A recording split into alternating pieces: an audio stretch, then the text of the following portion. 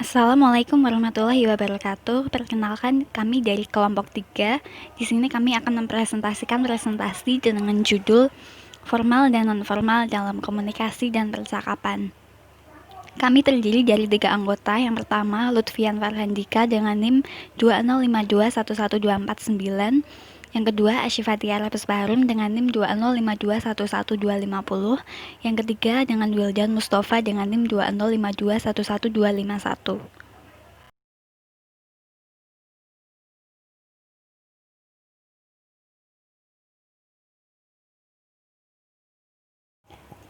Yang pertama, kita akan memulai dengan pengertian komunikasi. Apa sih itu komunikasi? Komunikasi berasal dari bahasa Latin communicatio yang berarti pemberitahuan, pemberian bagian dalam sesuatu, pertukaran di mana si pembicara mengharapkan pertimbangan atau jawaban pendengarnya. Komunikasi merupakan proses yang secara umum digunakan manusia dalam melakukan interaksi sosialnya. Lalu bagaimana proses komunikasi itu terjadi? Proses komunikasi diawali dengan sender mengirim pesan kepada receiver. Namun sebelum sender mengirim pesan, terlebih dahulu pesan disandikan atau encoding ke dalam simbol-simbol. Kemudian pesan dikirim melalui media. Media ini dapat berupa apapun, contohnya seperti surat, email, atau chat, dan lain-lainnya. Setelah itu, receiver menerima pesan yang dikirim oleh sender. Tapi lagi-lagi pesan akan ditransformasikan atau decoding sehingga menjadi bahasa yang dapat dimengerti oleh receiver itu sendiri.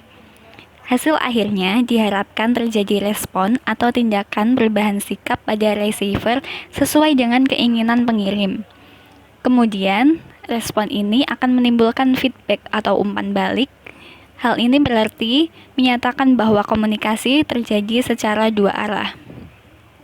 Namun dalam proses komunikasi ini erat kaitannya dengan konsep noise atau kegaduhan.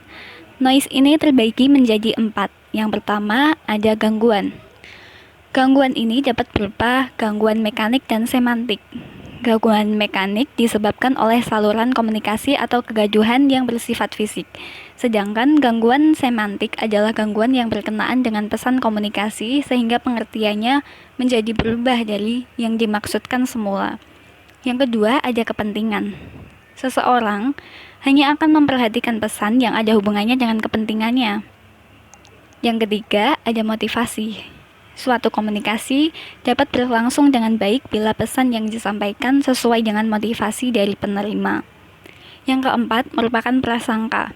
Seseorang yang memiliki prasangka terhadap pengirim pesan dapat menyebabkan proses komunikasi berlangsung tidak efektif karena dalam prasangka, emosi memaksa seseorang menarik kesimpulan tanpa menggunakan pikiran yang rasional.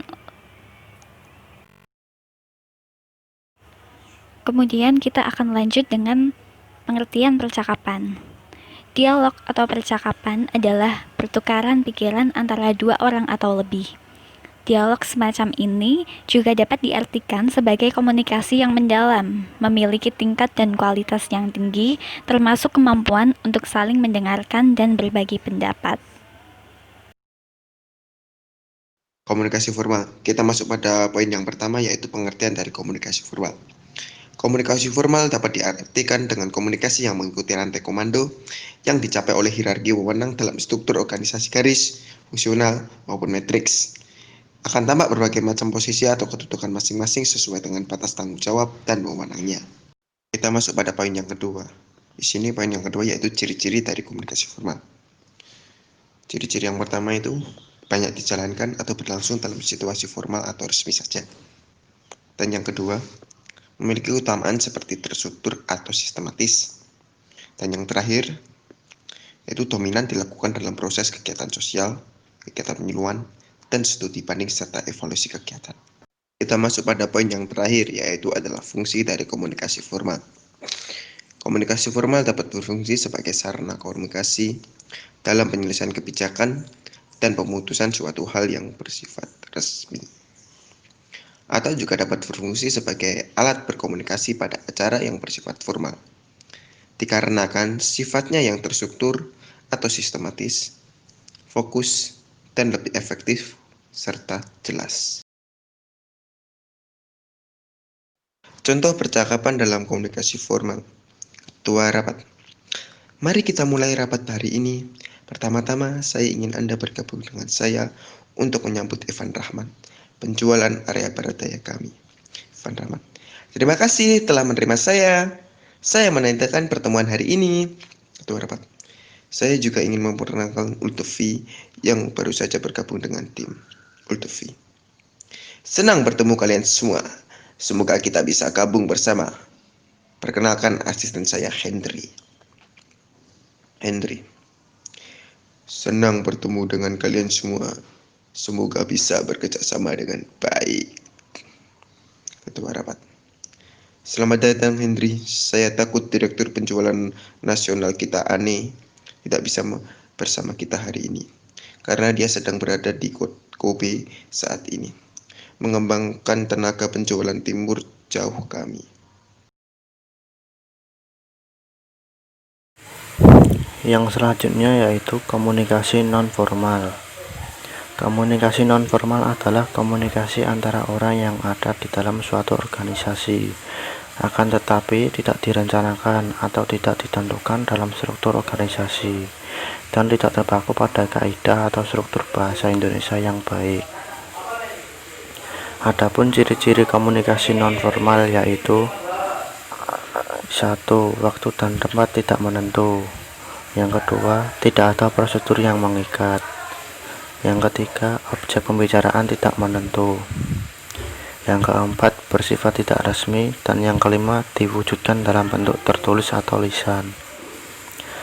Kemudian fungsi dari komunikasi nonformal yaitu 1. Untuk mempererat hubungan antar individu. Yang kedua, untuk mencarikan suasana. Yang ketiga, jembatan komunikasi formal. Yang keempat, pemenuhan keinginan untuk mempengaruhi perilaku orang lain. Dan yang kelima, sebagai alat komunikasi sehari-hari.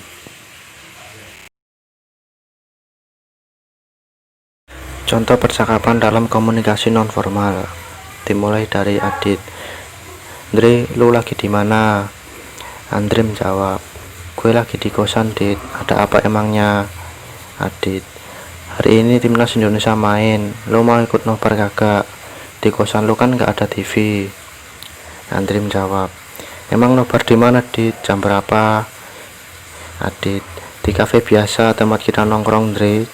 Jam 3:30 sore. Andri, sama siapa aja, Dit? Adit menjawab, sama anak-anak kelasan juga, mereka pada mau tuh. Andre, oke Dit, ntar lu tolong jemput gue ya. Adit, oke Andre, jam 2:30 aku jemput lo udah harus siap-siap ya. Andre menjawab, oke siap Dit.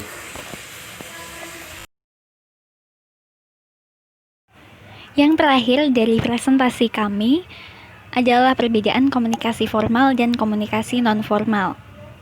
Komunikasi formal ini bersifat resmi, sedangkan komunikasi non-formal bersifat tidak resmi. Kemudian, komunikasi formal juga menggunakan kaidah bahasa Indonesia yang baik dan benar, sedangkan komunikasi non-formal biasanya menggunakan bahasa sehari-hari atau dapat menggunakan bahasa gaul. Yang ketiga, komunikasi formal berlangsung pada situasi yang resmi, sedangkan komunikasi non-formal berlangsung pada situasi yang tidak resmi atau dapat juga berlangsung pada situasi yang santai. Lalu, contoh dari komunikasi formal sendiri adalah meeting perusahaan, percakapan bos dengan staf, dan surat dinas. Sedangkan contoh dari komunikasi non-formal adalah percakapan antar staf, komunikasi sehari-hari dengan teman. Sekian dari kami. Wassalamualaikum warahmatullahi wabarakatuh.